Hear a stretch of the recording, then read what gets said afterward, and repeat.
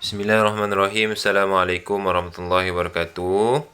Okay, hari ini kita akan teruskan untuk ulang kaji subjek UPKK yang seterusnya, iaitu berkaitan dengan solat. Okay, dalam subjek UPKK ni, solat ni antara subjek yang paling besar lah. Dan banding dengan subjek-subjek lain, solat ni termasuklah solat solat fardu, solat sunat, solat Jumaat dan sebagainya. Jadi walaupun banyak poin-poin yang berulang, cuma ada beberapa perkara yang awak kena hafal dan awak kena bezakan lah di antara satu solat dengan satu solat yang lain. Okey. Yang pertama sekali kita pergi kepada solat fardu. Okey, solat fardu. Solat fardu. Apa maksud solat fardu? Kalau awak tak tahu tu usah ketuk kepala. Cubit je. Solat fardu ni yang mana? Yang solat yang kita solat apa? 5 kali sehari. 5 kali sehari semalam. Itu apa dia? Solat subuh, solat zuhur, solat asar, solat maghrib dan solat Isyak. Yang ini wajib kita lakukan sebagai orang Islam. Bagi lelaki wajib, tak kira lah apa keadaan sekalipun, wajib kita buat. Cuma perempuan ni kadang-kadang ada waktu dia tak perlu buat. Contoh dia seperti waktu datang haid kan. Bagi lelaki ni, tak kisahlah sakit ke apa ke, semua kita wajib solat. Okey. Kita ulang kaji berkaitan dengan, okey, sekarang ni kita tengok pengertian. Pengertian dia apa? Yang pertama pada bahasa ialah doa. Doa. Maknanya dari segi bahasa, solat tu bermaksud permohonan. Doa ni senang je, pastikan awak hafal lah. Kadang-kadang saya tanya kat soalan ni, solat pada bahasa kan. Doa silahul mukmin. Doa itu senjata orang Islam. Itu antara maksud lainnya, solat juga adalah senjata umat Islam. Okey. Seterusnya, pada syarak, beberapa perkataan dan perbuatan dimulakan dengan takbiratul ihram, disudahi dengan salam. Perkataan dan perbuatan mula takbiratul ihram, habis dengan salam. Mudah kan? Dia tak susah pun pengertian solat. Ingat je tu. Ataupun kalau awak nak tambah ayat sendiri tak apa. Ibadah yang dimulakan, ibadah yang dimulakan dengan beberapa perkataan dan perbuatan. Mula, ingat tu, dimulakan takbiratul ihram dan disudahi dengan salam. Pastikan hafal pengertian ni. Okey, seterusnya kita pergi kepada syarat wajib dan juga syarat sah. Okey, apa beza syarat wajib syarat sah ni? Awak kena ingat, kalau syarat wajib ni orang yang wajib buat. Syarat sah ni orang yang bila solat dia ikut dia ada je syarat tu, sah. Okey. Wajib ni maknanya kalau dia tak buat, dia berdosa. Sah ni berkaitan apa? Dengan solat. Contoh kalau dia tak buat benda tu, terbatal solat dia. Maknanya syarat wajib ni berkaitan dengan orang lah. Okey. Kita tengok yang pertama, syarat wajib solat apa dia? Agama Islam ni, patutnya awak dah hafal lah ni. Agama Islam, balik, berakal, sampai seruan Islam. Apa maksud sampai seruan Islam ni? Maknanya contohnya, kalau orang tu duduk satu tempat yang mana langsung dia tak boleh dapat ilmu tentang Islam. Contohlah dia orang duduk kat Amazon ke kan, hutan Amazon. Dia tak pernah langsung dengar tentang Islam. Jadi bagi dia tidak wajib solat. Kerana apa? Kerana macam mana dia nak solat? Dia pun tak tahu solat tu apa. Dia tak ada ilmu tentang solat. Tak ada orang beritahu dia tentang Islam. Kerana ada orang yang macam tu lah, dia dapat Islam secara keturunan, lepas tu sampai satu masa dia tahu dia ada Tuhan Allah, tapi dia tak tahu solat tu apa, semua tak tahu. Kenapa? Kerana tempat dia tu tak ada orang langsung yang tahu, dan kemudian langsung tak ada, contohlah tak ada internet. Ada lagi orang yang macam tu pada zaman sekarang. Okey. Yang kelima kita tengok sedar, maknanya tak gila lah. Tak ada pula orang yang gila tu solat kan. Ada, walaupun kita nampak ada orang gila solat, pernah tengok tepi jalan ada orang gila kan solat kan, tapi kalau dia betul gila, maknanya solat dia tak wajib solat. Okey. Maknanya sedar, maknanya orang yang bukan bawah pengaruh alkohol, maknanya memang dia sedar lah dia solat. Okey, seterusnya suci daripada haid dan nifas. Ni bagi perempuan. Bagi lelaki maknanya suci daripada hadas besar lah. Okey. Seterusnya kita tengok syarat sah. Kalau tadi syarat wajib untuk individu tu sendiri. Mana kalau dia agama Islam, dia wajib lah, memang wajib lah. Kalau dia dah baligh, wajib solat. Mana kalau dia Islam baligh tapi dia gila, dia tak wajib lah. Okey, seterusnya kita tengok syarat sah solat. Syarat sah solat ni berkaitan dengan orang juga, tapi untuk waktu dia nak solat tu. Kalau syarat wajib ni diri dia sendiri, adakah dia beragama Islam? Dia beragama Islam. Adakah dia sudah balik? Tapi kalau untuk syarat sah solat ni untuk waktu dia nak buat solat tu. Okey, contoh dia yang pertama kita tengok suci badan, pakaian dan tempat solat. Maknanya baju dia tak adalah ada ada tahi burung ke, tahi kucing ke, kan? Bulu-bulu kucing ke yang melekat-lekat kat badan kan. Kalau dia bersihkan dulu. Lepas tu dengan sama juga tempat solat, ada tak tiba-tiba tempat tu rupanya ada orang kencing bersolat kat situ, tak boleh. Kena pastikan suci. Okey, seterusnya suci daripada hadas kecil dan besar. Hadas kecil dan besar. Seterusnya tutup aurat ni penting lah. Maknanya suci pada hadas. Macam mana cara nak suci pada hadas? Berwuduk. Itu tak ada kecil. Ada besar macam mana? Mandi wajib yang kita dah ulang kaji sebelum ni. Okey. Seterusnya menutup aurat. Pastikan untuk yang lelaki tutup atas pusat hingga bawah lutut. Tapi untuk solat kita solat dengan lebih sempurna lah, tutup badan kita pakai seperti selalu yang kita pakai kan, baju, tutup badan dan sebagainya. Kalau yang untuk sunat, tutup kepala. Okay, seterusnya bagi perempuan pastikan tutup aurat dengan sempurna tu macam mana? Tinggal muka dan tapak tangan je. Sebagaimana yang awak selalu solat lah pakai telekung, senang kan. Tutup semua dah. Okey, yang keempat menghadap kiblat. Yang kelima, mengetahui kaifiat solat. Yang keenam, yakin masuk waktu solat. Mana kalau seorang tu dia tak tahu, yang kita tengok yang nombor 5 ni, mengetahui kaifiat solat ni. Mana kalau dia tak tahu cara solat, mana solat dia tak sah lah. Dia ikut-ikut orang kan. Contohlah orang tu dia baru nak belajar-belajar tentang Islam kan. Dia contohlah dia mungkin Islam tapi dia tak tahu pun, sebenarnya dia tak pernah belajar apa solat. Jadi dia pergi masjid, dia ikut orang solat. Jadi solat dia sah tak? Kalau ikut solat ni tidak sah. Cumanya itu antara dia dengan Allah lah. Dosa ke pahala ke itu antara dia dengan Allah. Mungkin bila dia dah taubat, dia baru nak mula solat, itu permulaan bagi dia. Cuma kalau ikut-ikut yang kita belajar, kalau kita buat solat tu kita tak tahu macam mana cara dia. Kita ikut orang je. Solat kita tidak sah. Okey, seterusnya yakin masuk waktu solat. Macam mana yakin masuk waktu solat ni? Kalau kita senang lah sekarang tengok jam kan. Tengok je, search kat Google Asar Selangor. Terus ada tengok waktu solat pukul apa. Tengok waktu jam tepat lah. Contoh 4.56. Kita pun tengok jam. Oh, dah pukul 5. Okey, dah boleh solat asar. Waktu sekarang mudah lah. Cuma zaman dulu tu macam mana? Nanti kita belajar. Nanti kita akan belajar. Kita akan ulang kaji macam mana cara nak tahu waktu solat. Okey. Kena bezakan syarat wajib ni dengan syarat sah. Syarat wajib ni berkaitan dengan individu tu.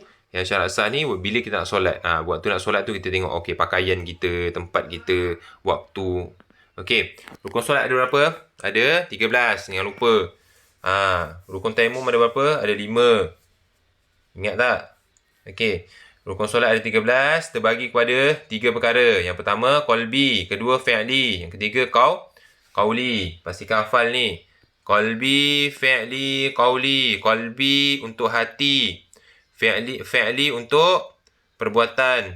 Qauli untuk qaul. Apa dia qaul? Qala. Masuk bahasa Arab. Apa dia? Maksud dia percakapan. Okey. Qalbi apa dia? Niat dan juga tertib. Yang kedua, fi'li. Berdiri tegak, rukuk, perkara-perkara yang berkaitan dengan perbuatan. Kalau qalbi ni berkaitan dengan hati lah. Mana niat bukan, kalau belajar niat tu bukannya awak sebut tu, itu bukan niat. Niat ni mana berperkara dalam hati. Kalau yang usolli fardu subuhi awak sebut kuat-kuat dia, itu bukan niat. Niat ni dalam hati. Dalam hati macam mana lah nak ajar dalam hati kan. Sebab tak dalam hati ni memang tak dengar. Okay, sebenarnya fi'li ni adalah perbuatan. Berdiri tegak tu perbuatan. Rukuk beserta tomak ninah. Ingat kalau awak jawab pastikan ada yang ni, tomak ninah ni. pastikan ada tumakninah. Kerana apa? Kerana itu adalah bahagian daripada rukun. Kalau rukuk saja dia tak sempurna. Kerana ada orang dia rukuk macam apa? Burung belatuk kan. Sekejap je laju je. Itu dia mesti ada tumakninah. Apa maksud tumakninah? Berhenti seketika sekadar dia punya kadar dia adalah sebutan subhanallah. Maknanya rukuk kan, daripada berdiri, Allahu Akbar rukuk, kemudian subhanallah. Itu kadar yang paling minima untuk tumakninah. Okey, faham Pastikan kalau jawab perisa jangan lupa tumakninah ni. Apa dia ada tumakninah? Rukuk, i'tidal, sujud, duduk antara dua sujud, duduk tahiyat akhir. Ni pastikan awak hafal lah benda-benda ni. Kena ingat perkelasan dia. Okey. Seterusnya qauli. Kalau fi'li tadi perbuatan, qauli apa dia? Percakapan. Takbiratul ihram. Takbiratul ihram ni dia ni kena sebut Allahu Akbar tu. Allahu Akbar. Yang awak angkat tangan tu, itu tak wajib tu. Yang sebut tu Allahu Akbar, itu yang wajib.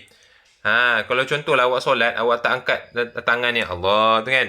Angkat tangan tu kan. Itu solat awak tetap sah. Tapi kalau awak tak sebut Allahu Akbar tu, solat awak jadi terbatal. Sebab apa? Kerana rukun takbiratul ihram tu ada rukun qauli. Kan kalau awak takbir yang ni kan, angkat Allahu Akbar. Itu tak wajib. Yang wajibnya Allah, sebutan Allahu Akbar tu yang wajib. Pastikan tu ingat. Jangan tersilap pula takbiratul ihram tu masuk dekat fi'li. Bukan. Takbiratul ihram tu masuk dalam qauli. Okey, membaca Al-Fatihah, baca surah bukan baca tahiyat akhir, at-tahiyatul mubarakatuh sampai habis. Baca selawat, Allahumma salli ala sayyidina Muhammad wa ala alihi wasallam kama sallaita, itu sampai habis. Cuma yang wajib dia Allahumma salli ala Muhammad, itu yang wajib. Yang tambah-tambah tu itu tak wajib. Okey, mengucap salam yang pertama. Ini pun sama je, kena bubuh. Pastikan salam yang pertama. Sebab apa? Sebab salam yang kedua tu tak wajib. Ni kita akan belajar bab sunat pula. Okey.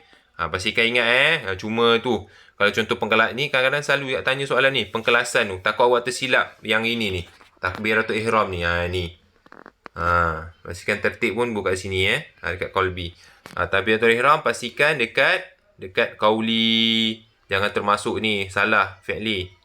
Okey, faham Okey, seterusnya kita pergi nama solat, waktu dan bilangan rakaat. Bilangan rakaat kalau awak salah juga tak tahulah. Subuh 2 rakaat, Zuhur, Asar, Maghrib, Zuhur, Asar, Isyak 4, Maghrib 3 rakaat. Okey. Cuma waktu solat ni, selalu juga ni soalan ni. Soalan tentang waktu solat ni selalu juga ditanya ni. Okey, subuh macam mana? Okey, subuh ni adalah waktu terbit fajar sodik hingga terbit fajar sodik sehingga terbit matahari. Dia macam ni. Okey, Ustaz lukis ke sini Dia akan ada ni lebih kurang satu garisan lah. Ini pandangan awak tau. Okey. Kita bayangkan matahari dekat sini. Okey, matahari kat sini. Kan bila malam kan gelap kan? Matahari kita nak cerita tenggelam lah. Okey. Matahari kat sini, matahari tenggelam masuk kat sini. Jadi matahari tu pergi mana? Pergi dekat kawasan lain lah. Kawasan kita ni jadi gelap. Ni jadi gelap. Okey, faham Okey, jadi gelap kan? Okey, jadi matahari ni akan berpusing. Mana? Cahaya dia akan hilang. Mana kawasan sini gelap, kawasan sini cerah kan? Mana okey. Kemudian dia akan pusing. Sampai satu masa dia akan pusing balik dekat kawasan kita kan? Dia akan naik kan? Dia akan naik kat sini. Dia akan terbit. Terbit matahari. Kalau awak pergi naik bukit-bukit tengok terbit matahari kan? Jadi macam mana kita tahu waktu subuh? Waktu subuh ni adalah cahaya sampai dekat kawasan kita. Ni yang Ustaz tunjuk ni, yang baru tunjuk ni adalah cahaya. Cahaya ni akan sampai dekat sini. Mana cahaya sampai dulu? Matahari tak keluar lagi. Kan kalau awak suluh contohlah awak buat suluh lampu suluh kan. Itu dah cahaya sampai dulu. Lampu suluh tak sampai lagi. Okey, bila cahaya sampai je kat tempat kita, masuk waktu subuh. Bila habis waktu subuh? Bila matahari ni dia naik, dia terbit, dia keluar sikit. Okey, itu dah habis waktu subuh. Okey, faham? Faham tak kat tu Okey, sekarang ni kita tengok pula waktu zuhur. Waktu zuhur macam mana? Tergelincir matahari sehingga bayang-bayang suatu benda sama panjang dengan benda itu. Okey. Mudah macam ni. Okey, ni garisan pandangan kita. Matahari ni 90 darjah. 90 darjah. Matahari kat sini. Okey. Macam mana waktu zuhur? Gelincir matahari. Matahari bergerak sikit. 90.5 darjah. Jadinya itu dipanggil gelincir matahari. 90 darjah pergi sikit 90.5. Masuk waktu zuhur. Matahari gelincir. Okey, faham Itu orang dululah macam nak tentukan. Sekarang kita ada takwim, senang. Okey, sekarang kita tengok pula waktu asar. Okey, waktu asar Waktu asar macam ni. Habis waktu zuhur sehingga matahari terbenam daripada laut. Okey. Waktu asar mudahnya macam ni terangkan. Okey. Ini kita ni awak lah. Ni awak. Kan kita ada bayang-bayang kan? Bayang-bayang tu apa ni, kadang-kadang awak nampak bayang-bayang awak tu lagi panjang daripada awak. Betul tak? Contohlah tinggi awak 1 meter. Ni contoh tinggi 1 meter. Jadi bayang-bayang awak 1 meter. Dan bila contohlah dia lebih je daripada awak, contoh 1.1 meter, sudah masuk waktu asar. Mana matahari kat belah sini lah. Ni bayang kan. Ni bayang. Apa cahaya matahari? Ni awak punya bayang yang kat sini ni. Ni bayang. Lebih mana bayang lebih daripada panjang awak atau panjang satu objek tu, telah masuk waktu asar. Okey, faham? Itu waktu asar. Selepas habis waktu zuhur sehingga matahari terbenam. Itu ni lah habis waktu zuhur lah. Mana waktu zuhur bila habis? Bila panjang suatu bayang melebihi panjang suatu objek. Okey. Sekarang ni kita tengok maghrib pula. Maghrib ni macam mana? Alah, senanglah maghrib. Matahari bawah kan. Sampai je sini, sampai yang atas ni habis tenggelam ke bawah. Kita dah tak nampak dah matahari tu. Kan siapa yang selalu pergi pantai nampak tengok matahari turun sampai dia hilang. Bila hilang je matahari, hilang. Terus masuk waktu mana hilang tu. Mana ni matahari dia akan turun sampai hilang. Okey, bila hilang apa jadi? Masuk waktu maghrib. Okey, faham Senanglah. Sebab maghrib ni terbenam matahari je. Okey, bila habis waktu maghrib? Okey, bila matahari terbenam, macam tadi subuh, cahaya keluar, kita tunggu cahaya keluar, betul tak? Okey, cahaya. Okey, sekarang ni untuk waktu maghrib, kita tunggu cahaya yang ni, cahaya ni hilang. Hilang cahaya. Kalau awak, siapa yang selalu tengok lah dekat luar kan, dia akan perhatikan kalau waktu maghrib tu, dekat langit tu akan ada warna oren tau. Warna oren macam ni. Warna oren. Dipanggil mega merah. Okey, dekat awak punya ni ada nota ni, ada ni. Waktu ada mega merah. Mega merah ni adalah cahaya matahari yang ada, yang masih ada lah dekat kawasan kita, yang kita nampak. Sebenarnya ada lagi cahaya matahari tu. Okey, jadi bila masuk waktu isyak, bila cahaya ni makin lama kan matahari kan akan pusing kan. Makin lama cahaya tu makin dekat sini sikit. Lepas tu dekat sini sikit kan. Sebab cahaya dah makin hilang, matahari dah makin menjauh kan daripada tempat kita kan. Dan sampailah cahaya tu habis, mega merah tu habis, apa jadi? Masuklah waktu Isyak. Okey. Faham Okey, bila masuk waktu subuh balik, bila habis waktu isyak? Bila cahaya matahari sampai balik dekat tempat kita. Itulah dia. Masuk waktu subuh. Faham tak? Kalau saya tak faham, nanti ulang balik lah video ni.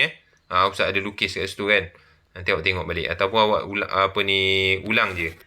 Sebab Ustaz post kat YouTube. Okey, niat solat fardu tak payah. Yang penting ada usolli fardu apa? Solat fardu apa? Berapa rakaat? Rakaat ni tak payah. Okey, kita tengok pada sunat. Sunat ni bagi kepada dua. Yang pertama apa dia? Sunat ab'ad. Yang kedua sunat hayat. Ingat dia, kalau solat sunat ab'ad, lupa diganti dengan sujud sahwi, bukan wajib sunat je. Bila perbuatan sunat ab'ad ni kita tinggalkan, sunat dibuat sujud sahwi, bukan wajib. Maknanya kalau awak tak buat pun solat awak tetap sah. Kerana perkara tersebut perkara sunat saja. Cuma Nabi ajar bila kalau tertinggal, kita ganti dengan sujud sahwi. Tapi tak wajib. Jangan pula jawab soalan. Bila tertinggal tahiyat awal, apa hukum buat sujud sahwi? Awak pun jawab wajib. Tak, sunat je. Tak buat pun tak apa. Okey, sunat hayat tak perlu ganti. Tidak perlu diganti dengan sujud sahwi. Okey.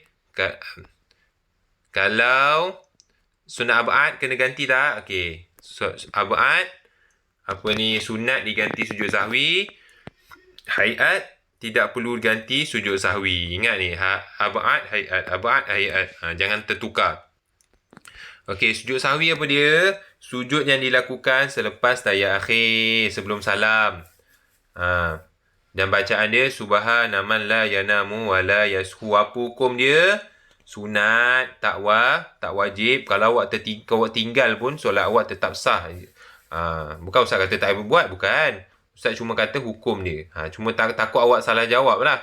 Awak pergi jawab wajib pula kan. Sujud. Apa hukum sujud sahwi? Wajib. Dah hilang 1 markah. Kalau kena soalan tu 2 markah, dia hilang 2 markah. Rugi macam tu je. Okey. Sekarang kita tengok apa kategori sunat ab'ad dan sunat hayat. Okey. Tahiyat awal. Selawat pada tahiyat awal. Selawat pada tahiyat akhir. Selawat ke atas keluarga Nabi. Macam kita belajar tadi, rukun solat membaca bacaan tahiyat akhir. Kemudian selawat ke atas Nabi. Okey, selawat ke atas Nabi. Selawat ke atas Nabi pada ini tahiyat awal tak wajib lah. Selawat ke atas keluarga Nabi yang mana? Allahumma salli ala Muhammad wa ala ali Muhammad.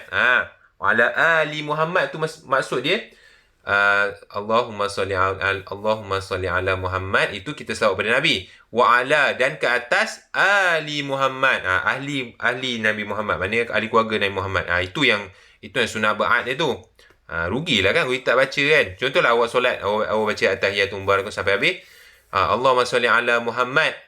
Atau awak berhenti, Assalamualaikum warahmatullahi. Sah tak solawat? Sah. Awak tak baca pun ala ali Muhammad kama sallallahu ta'ala, itu awak tak baca. Solat awak dah sah. Sebab apa? Sebab selawat ke atas keluarga Nabi ni adalah sunat ab'ad saja. Kalau contohlah awak tertinggal sujud sahwi, sunat sujud sahwi. Apa lagi sunat ab'ad? Duduk ketika tahiyat awal. Duduk pun sunat lah.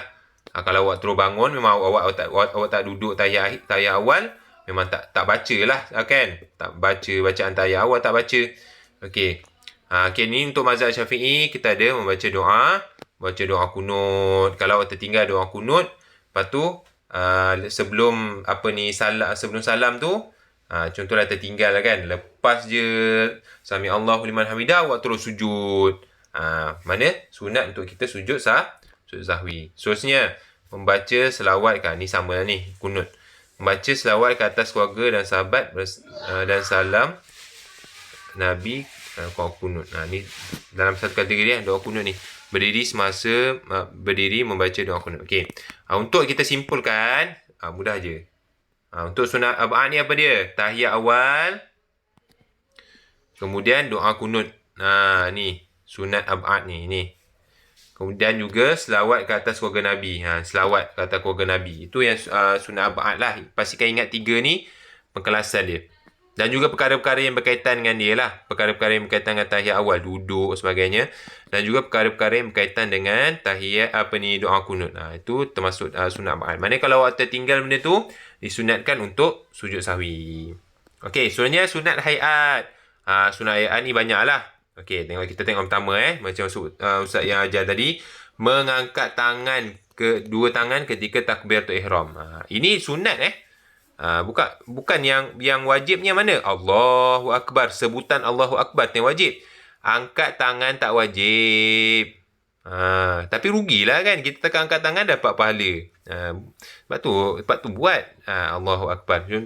Takkanlah malas sangat angkat tangan kan. Okey, sama juga dari waktu rukuk, waktu i'tidal, waktu sujud. Waktu rukuk tu kita rukuk, Sami Allah, angkat tangan. Daripada rukuk ni kan. Okey, rukuk. Sini rukuk. Sami Allahu liman hamidah, angkat tangan. Lepas tu turun tangan balik. Okey. Itu adalah sunat hayat. Okey, seterusnya apa dia? Meletakkan tangan antara pusat dan dada. Ni pun sunat juga. Mana kalau contoh, awak angkat tangan. Ni kita cerita pasal hukum sunat.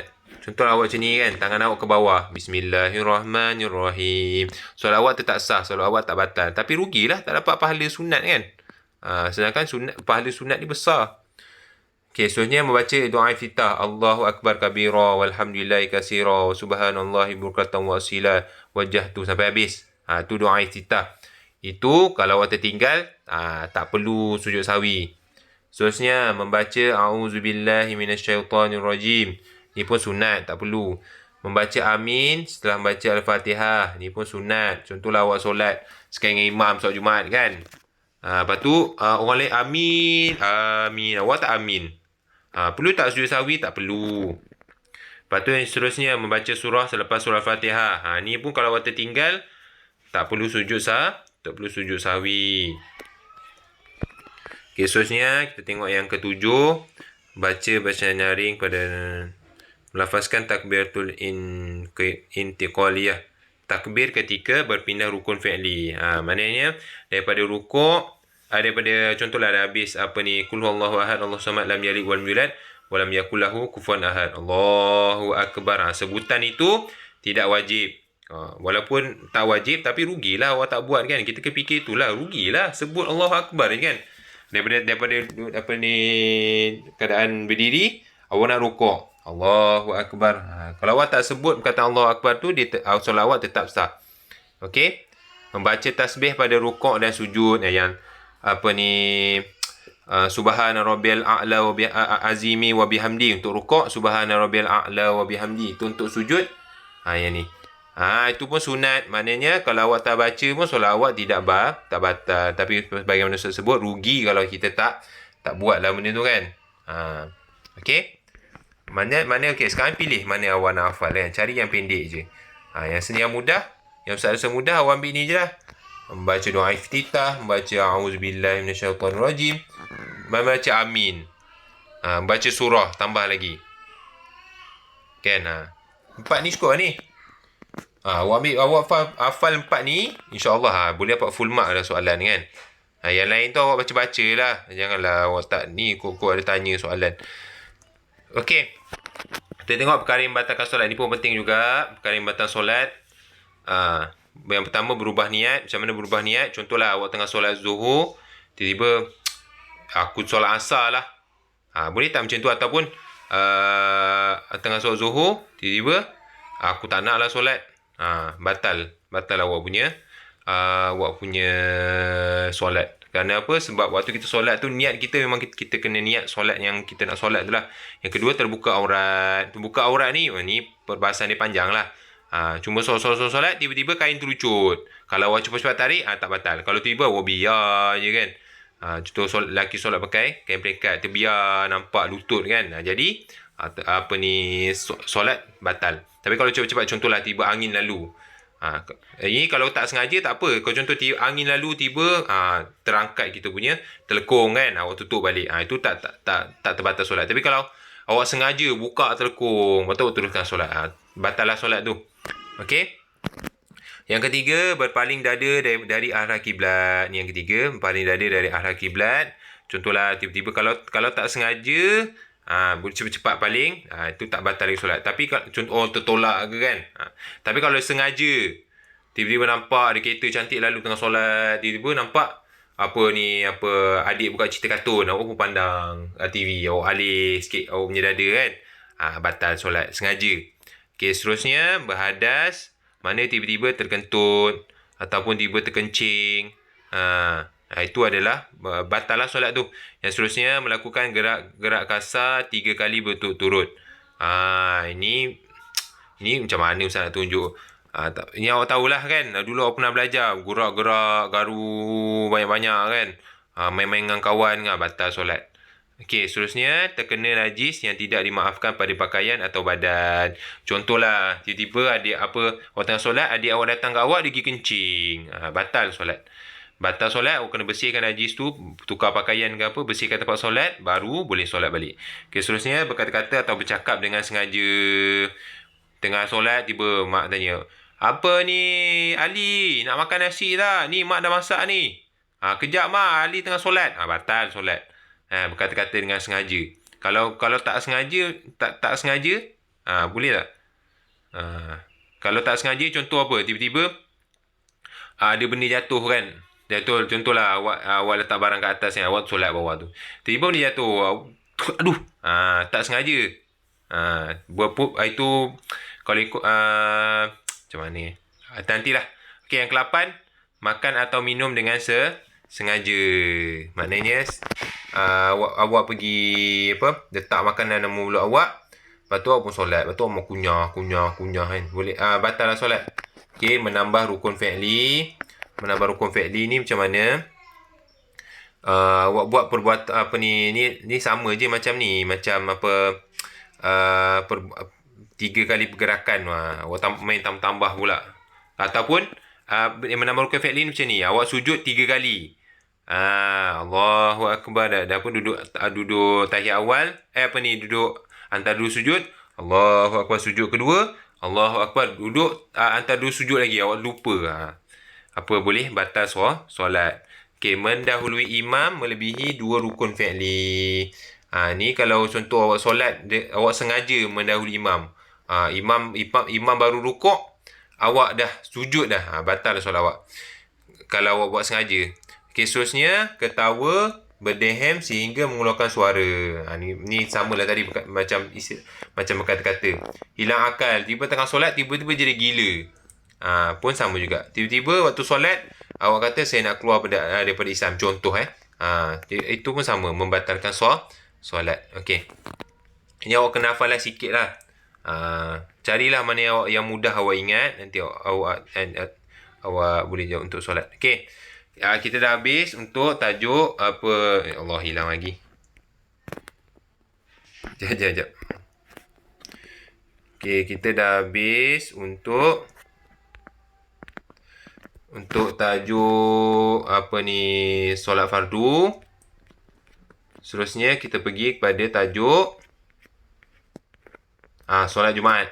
Okey, solat Jumaat. Apa dia solat Jumaat? Nama pun tak tahu dah. Solat hari Jumaat lah. Ni solat Jumaat ni. Apa dia solat Jumaat? Solat pada hari Jumaat. Jadi apa dia yang kita nak ulang kaji hari ni? Okey, pengertian. Kita tengok Okey, pengertian solat Jumaat. Solat 2 rakaat yang dilakukan secara berjemaah pada waktu zuhur. Ingat key point ni. Pada waktu zuhur hari Jumaat. Di masjid. Atau tempat tertentu lah. Yang dibenarkan dilalui 2 khutbah. Pastikan ni. Solat 2 rakaat kena ada berjemaah waktu zuhur hari Jumaat di masjid tempat tertentu didahului 2 khutbah. Ni antara key point-nya untuk pastikan pengertian solat Jumaat tu sempurna. Okey, pastikan ni. Okey, ulang lagi apa tadi? 2 rakaat berjemaah waktu zuhur hari Jumaat. Tiba jawab waktu zuhur hari Khamis. Tak boleh lah. Tempat dia di masjid. Tempat tertentu. Didahului 2 khutbah. Pastikan ni. Berapa ni? 1, 2, 3, 4, 5. 5 point ni kena ada. Okey. Apa dia hukum menunaikan solat Jumaat? Fardu ain bagi setiap lelaki Muslim yang cukup syarat-syaratnya. Apa syarat dia lagi kita tengok. Wajib lah. Okey, berdosa bagi setiap lelaki Muslim yang meninggalkan tanpa uzur syar'i. Kalau lelaki yang ada cukup syarat, dia tinggalkan solat Jumaat, apa hukum dia? Berdosa. Melainkan ada perkara-perkara yang menghalang dia lah. Okey. Ni hukum lah ni. Hukum dia fardu ain ni maknanya wajib. Hukum dia wajib. Okey, seterusnya. Syarat wajib solat Jumaat.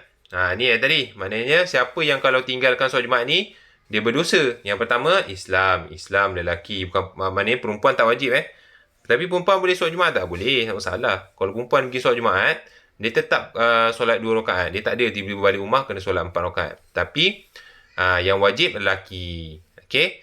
Yang ketiga baligh. Baligh ni orang yang dah cukup umur. Cukup umur apa? Bila dah macam kita belajarlah dah keluar air mani ataupun dah mimpi. Okey, yang keempat merdeka. Ni kalau zaman dulu, zaman Nabi ada yang hamba. Hamba tak wajib pergi solat Jumaat, melainkan dia punya tuan dia bawa sekali kan, pergi solat Jumaat. Boleh lah dia solat Jumaat. Tapi kalau tiba tuan dia tak bagi, kena duduk rumah, jaga rumah ke apa, dia tak boleh lah solat Jumaat. Okay, yang kelima, bermastautin. Apa maksud bermastautin? Ni, bermastautin ni. Apa maksud dia? Tinggal satu tempat melebihi 3 hari 3 malam. Kalau contoh awak musafir satu tempat, contohlah awak pergi balik kampung. Awak duduk kampung tu lebih daripada 3 hari 3 malam sampai hari Jumaat. Contohlah terkena hari Jumaat kan. Awak wajib solat Jumaat. Walaupun saya musafir lah ustaz. Tapi awak dah duduk lebih 3 hari 3 malam dari sudut perancangan awak. Maknanya awak tetap wajib solat Jumaat. Okey. Seterusnya berakal. Yang ketujuh ni awak ingatlah. Tidak uzur. Maknanya kalau orang yang, walaupun dia cukup syarat ni, dia Islam, dia lelaki, dia balik, dia masautin, dia berakal, tapi tiba-tiba dia sakit. Solat Jumaat tidak wajib bagi dia.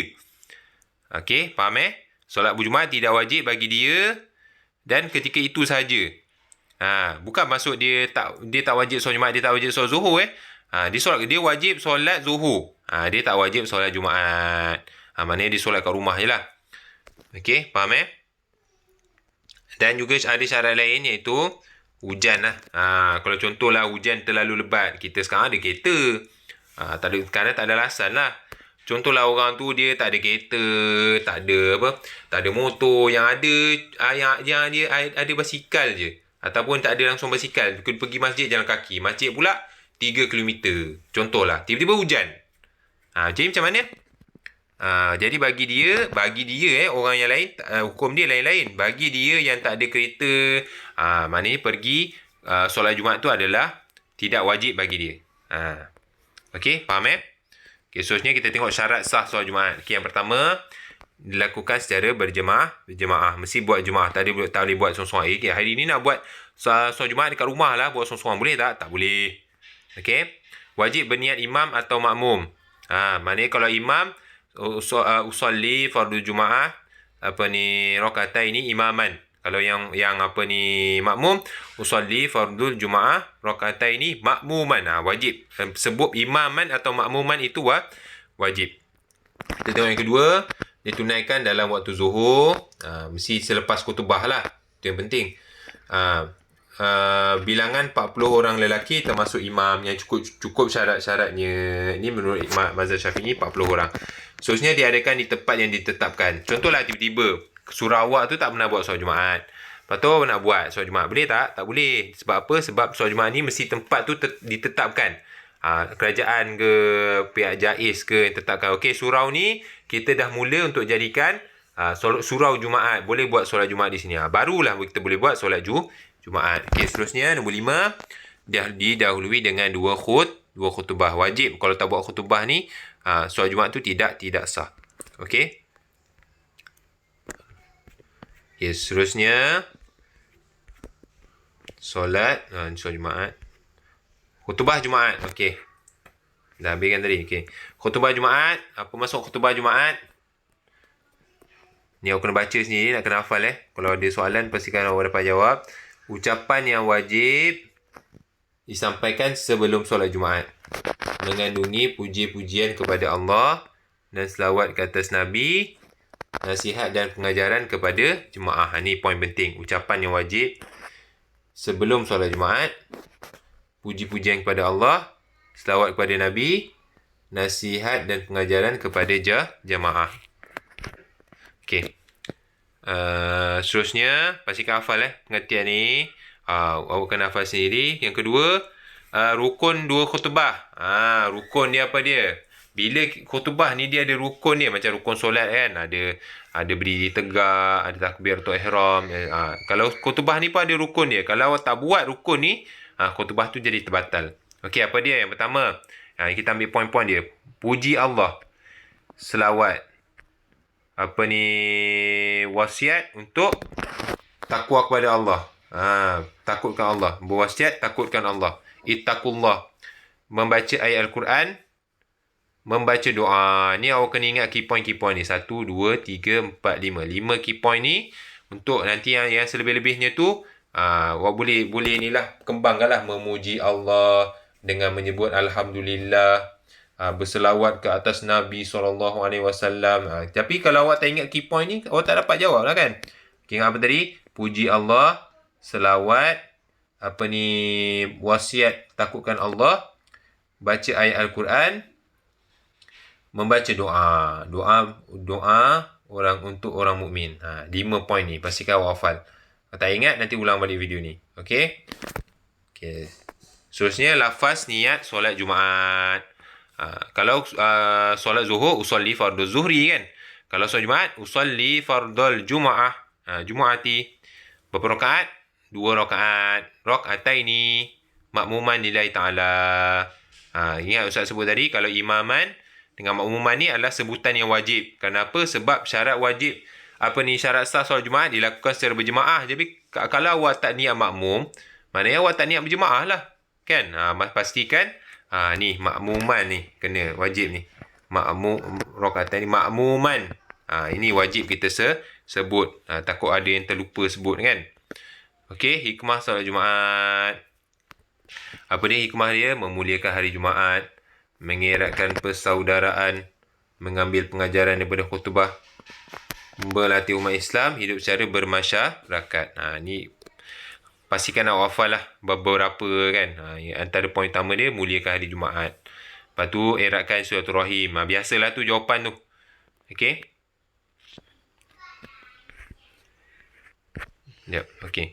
Seterusnya, kita pergi tajuk solat jamak dan qasar. Okey, jamak qasar ni apa dia? Jamak maksud dia himpun, qasar maksud dia pendekkan. Ingat tu. Ulang kaji je ni.